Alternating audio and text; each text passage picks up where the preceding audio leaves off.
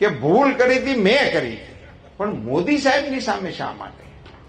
એ ક્ષત્રિય સમાજો મારા કારણે હું સ્વીકારવા તૈયાર છું.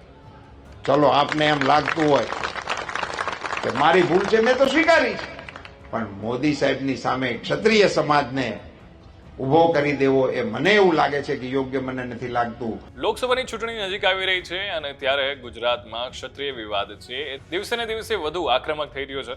એટલે એક બાજુ ક્ષત્રિય સમાજ છે એ કોઈ પણ રીતે નમતું જોખવા તૈયાર નથી, તો બીજી બાજુ ભાજપ જે છે એણે પણ પોતાના જે ઉમેદવાર છે લોકસભાના રાજકોટના ઉમેદવાર પરસોત્તમ રૂપાલા એમને પણ હટાવ્યા નથી.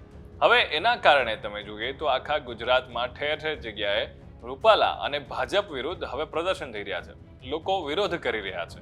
અને એક બાજુ બીજા ગૃહમંત્રી છે આપણા ગુજરાતના હર્ષ સંઘવી, એ પણ પૂરા પ્રયત્નો કરી રહ્યા છે, ક્ષત્રિય આગેવાનો સાથે બેઠક કરી રહ્યા છે, પણ એનો પણ કોઈ જ પ્રકારનો નિવેડો છે હવે આવી રહ્યો નથી. એવા સમયે ફરી એકવાર પરસોત્તમ રૂપાલાએ ક્ષત્રિય સમાજના લોકોને શું વાત કરી છે સભામાં, ચલો સાંભળીએ. મારે ક્ષત્રિય સમાજના આગેવાનોને સમસ્ત રાજ્યના આ સભાના માધ્યમથી એક વિનંતી કરવી છે કે ભૂલ કરી હતી મેં કરી, એની મેં જાહેરમાં માફી માંગી લીધી, કારણ કે મારો ઈરાદો નહોતો. અને સમાજની સામે જઈને પણ મેં માફી માંગી અને સમાજની વચ્ચે જઈને, અને સમાજે મને એનો પ્રતિસાદ પણ આપ્યો. પણ મોદી સાહેબની સામે શા માટે?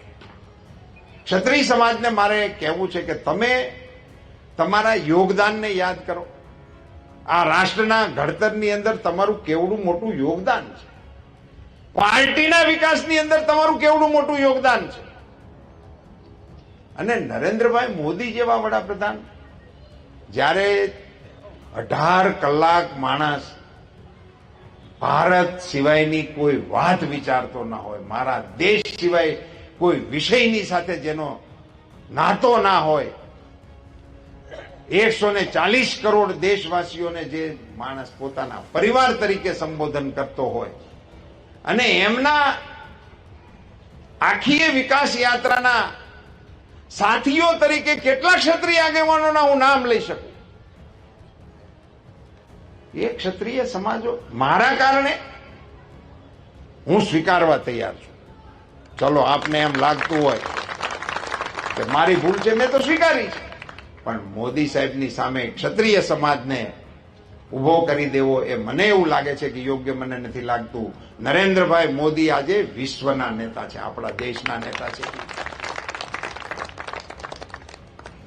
હું ક્ષત્રિય સમાજના અગ્રણીઓને વિનંતી કરવાના મતનો છું કે આપ સૌ મોદી સાહેબની સામેના આ આક્રોશને એમાંથી આપ પુનર્વિચાર કરો. આપ સૌ અગ્રણીઓને પણ મારી આગ્રહભરી વિનંતી છે કે સમાજના આગેવાનોની સાથે સમજણનો નવો સેતુબંધ બાંધવા માટેનો આપણે પ્રયાસ કરીએ. મિત્રો, ચૂંટણી માટે હું નથી કહેતો, હાર જીત માટેના વિષય માટેની આ વાત નથી.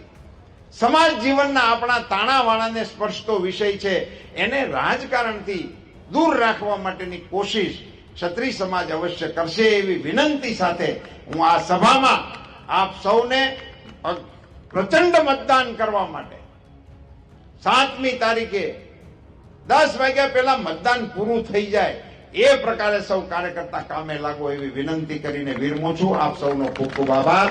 ભારત માતા કી જય શ્રી રામ, જય જય શ્રી રામ.